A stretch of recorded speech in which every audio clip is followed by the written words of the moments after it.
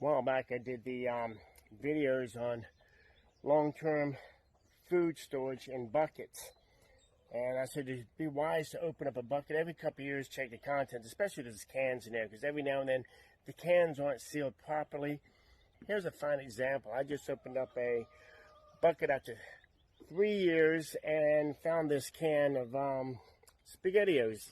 There's a hole blown out there, and you see the metal sticking up. Obviously this can wasn't processed correctly, and I guess the pressure built up and over time blew the tops out. Problem was it was laying on its side and everything leaked out down around the other food in there. That was bad packing on my part, and lesson learned, I guess, from now on. When I do pack cans, they should be at the very bottom. They see split open, and check your buckets every couple of years. Have a great day.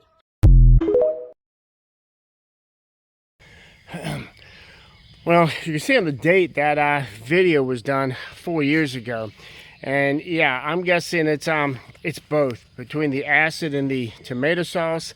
And at the time, I was keeping these buckets in my camper, and unfortunately, since I wasn't using my camper to stay in or travel, I didn't control the air in there, and I'm guessing it got really hot in there, so that added to the problem also.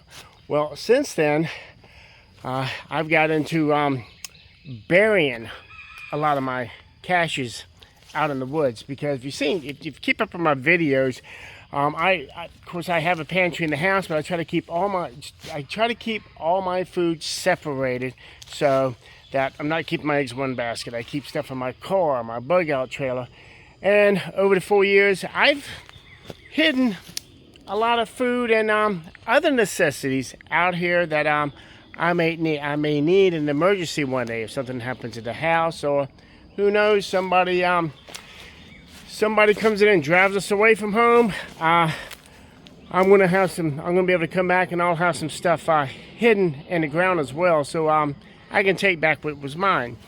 Now, one thing about burying caches out in the woods is a lot of times first thing is you're going to deal with a lot of root systems, and there is a workaround for that, and that is look for downed trees. Look for trees that have fallen down and right out of the way, because what happens is they leave nice holes in the ground, like this here.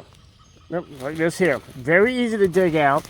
The wood's rotten. Well, maybe not that part, but you'll find most of the root system rotten as well. So you can get a shovel, and you're going to need at least 14 inches wide and 20 inches down. Get the bucket good and hidden.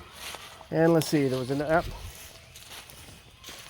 one there. You really can't tell it by the camera, but that's a pretty big one right there. I'll probably use that one in the future, but I'm planning on burying another one today, and I came along a perfect hole here. Actually, it's almost 22 inches deep, and I just got to dig out around the sides some and drop the bucket in there.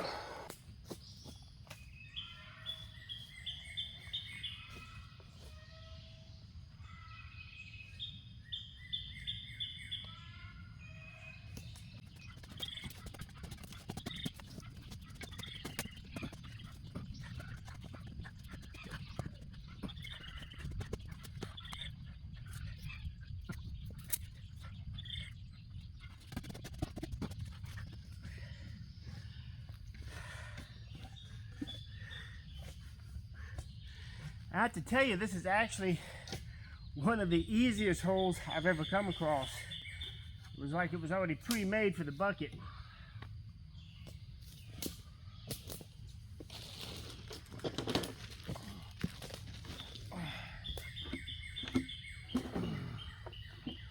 Perfect. And what I do before burying my buckets, I actually put a plastic trash bag over them. That way, if I ever undig them, the bucket shouldn't be in too big of a mess that I've got to spend a lot of time cleaning it off. The bucket is sealed, but this will also help keep moisture out as well, even though I've got a Mylar bag inside.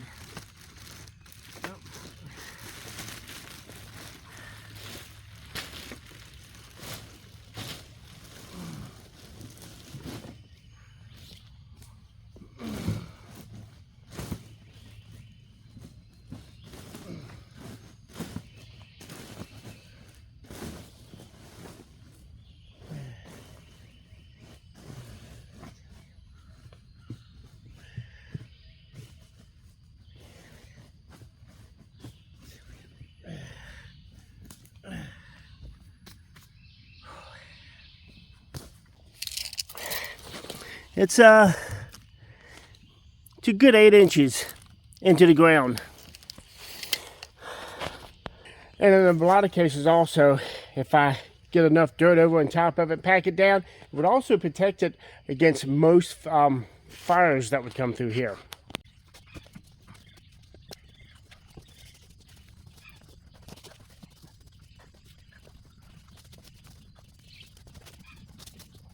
Anyone coming along here will never know what's buried where out here.